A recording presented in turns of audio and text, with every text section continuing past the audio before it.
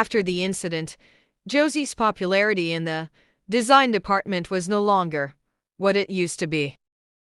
People would gossip whenever she was around.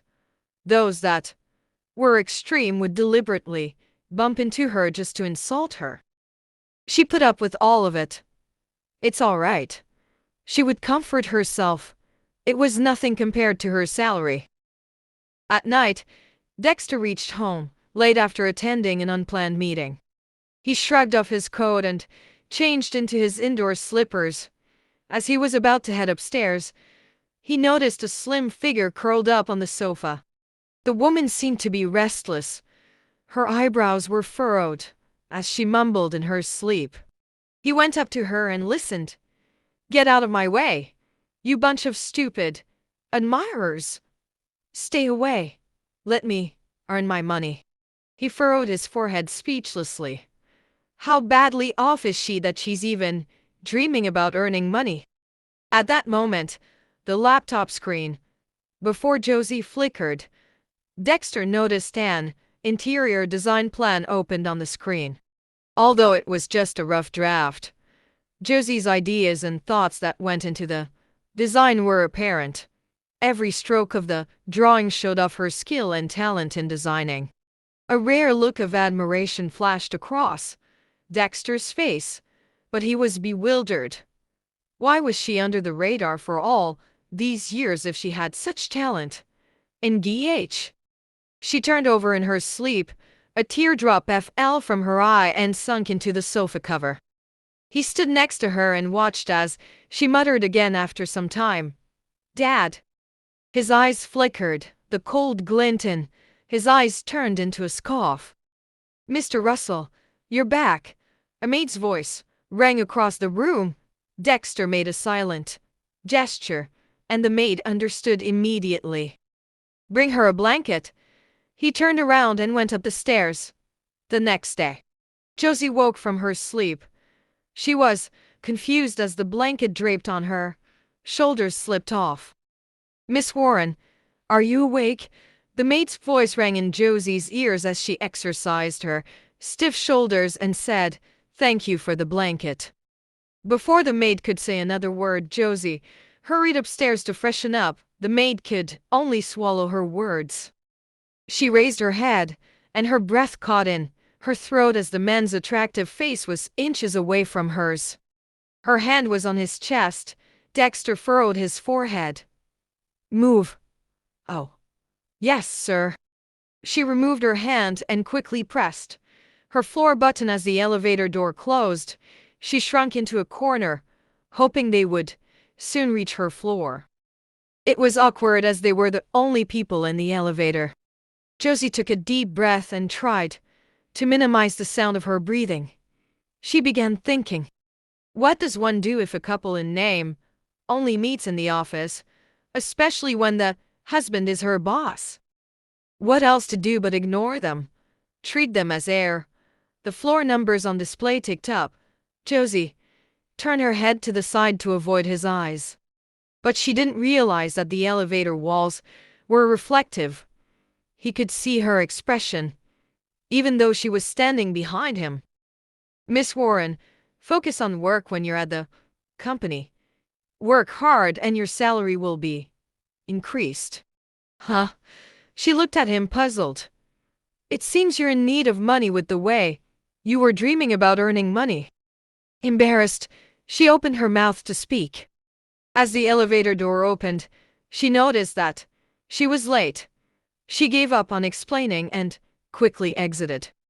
He turned around and found no one behind him. Josie went to her department and found Patrick conducting a meeting which was unprecedented. He yelled her name angrily as she wasn't there, yet she could hear him even though there were two walls between them. "This department's staff is getting lazier, especially Josie. It's already time." "But she's not here." Josie shrugged and went to her desk. She was late anyway. If she joined the meeting now, Patrick would just her out in front of everyone. It would be an irredeemable situation. She sat at her table and switched on her computer, planning on continuing her unfinished interior design plans. Josie, you're late to today's meeting. You're doomed. A colleague patted Josie's shoulder. She averted her eyes from the computer screen and only realized that the meeting had ended. She smiled and explained, I woke up late. Today. What was the agenda for today's meeting? It can be about the packaging. Design again, right? 3 days ago, Patrick gave his subordinates the task of designing the packaging for a collaborating food company. He had been on the case in meetings as there was no satisfactory design even until this day. You got it right. He gave a few of us a chewing out over the packaging. Of course, including you, who was late for the meeting. You better watch out. The colleague gave Josie a look before returning to their work. Josie pressed her lips together. She gathered her completed design plans and hurried to the manager's office. Knock, knock. Come in. She pushed the door open and handed the design papers to Patrick. Mr. Davidson, I've completed the design. Please have a look. He tossed the papers to his side without giving them a single glance. He swept his eyes over her presumptuously. Josie was surprised he wasn't lashing out at her but was oddly calm. She gave it a thought and spoke up. Mr. Davidson, I overslept and didn't get to attend today's meeting. Please don't get angry. A person of character must know when to stand their ground and when to back down. She didn't care if she got in trouble with Patrick, but she couldn't have money troubles. Besides, she just did something bold. Patrick scoffed. Since you know you're wrong, go work on the packaging design for the food company. Speechless, she knew that the matter wasn't resolved yet. She smiled reluctantly. Yes, sir. I'll leave now. Hey, Emph. Go ahead.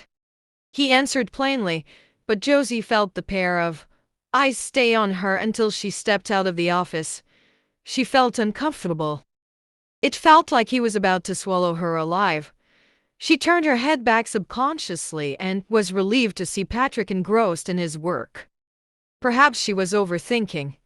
T.S. Some people are just so thick-skinned. She can still work here without concern even when she's called a two-faced witch everywhere she goes. Why? First she got married. Now she's seducing Mr. Russell. Does she really think she can do whatever she wants in the company just because she has a pretty face? On the way back to her desk, harsh comments reached Josie's ears. It was apparent that they meant to let her hear them. She gave those female colleagues a cold stare. Alice couldn't take it and spoke up for Josie. What? Are you all jealous? Try to make yourself prettier, otherwise, whatever you say is meaningless. The woman scoffed. In the end, you just depend on that face of yours. Is that anything to be proud of? Alice was about to retort back when Josie tugged her. Forget it, Alice. If a dog bites you, do you bite it back? What did you say? One of the female colleagues rushed up to Josie with a pointed finger. You seduce men everywhere you go, but still act self-righteous. You're just a bitch. Slap. The clear sound of a slap rang in the room. Everyone's eyes widened in shock. Unbelieving, the woman held her cheek and screeched, How dare you slap me? That's because you deserve it. Watch your mouth. It won't be just a slap the next time, Josie replied as she scanned the room. It was a warning for all who were wagging their tongues about her. Everyone was shocked to see that it was rare to see Josie, usually soft-spoken, lose her temper. You Josie, just you wait. I will make you pay. With that, the female colleague left, and the crowd dispersed. Alice grabbed Josie's arms worriedly. Samantha Robson seems to have connections. Will we be in trouble? Josie didn't overthink it. She would usually steer clear of trouble unless it were necessary to intervene. This time around, Samantha had stepped over the line. It's she who offended us first. It's okay. Let's get back to work. After calming Alice down, Josie went back to work. After that incident, everyone else stopped talking about Josie behind her back. Finally, Josie found peace of mind. When Josie finished her work, she stretched and looked at the time. It was almost time to get off work. I'm going back now, Josie, Alice said. Josie waved to Alice. See you tomorrow. After Alice left, she shut down her laptop and went to the ground floor. As soon as she exited the company building, she was surrounded by a group of men. The group leader was a tanned man with a scar on his face. Are you Josie Warren? Josie took a deep breath to calm herself down. Who are you? What are you doing here? He snorted. You bullied my girl, didn't you? With that, he took a step forward. Josie's expression hardened, but there was no fear. Who's your girl? Stop playing dumb with me. You know very well what you did. I'm just here to give you a warning today. For your information, my fists aren't for nothing. If you dare to touch my girl again, that is, with that, he clenched his fists and flexed his biceps. At the same time, Dexter came out of his office and overheard a conversation between a few colleagues. When he heard Josie's name, he paid attention to them. I can't believe that bitch dared to slap me. Even my parents have never hit me. How dare she? I will make her pay. Calm down, Sam. Didn't you ask your brother to block her? Hey, Emph. I told him not to go easy on her. He will teach her a lesson that she will never forget. A ruthless look flitted across her eyes. The other female colleague jumped when she noticed Dexter. Hi, Mr. Russell. Dexter walked past them impassively. When he left, Samantha heaved a sigh. He didn't hear us, did he? Don't worry. It doesn't matter.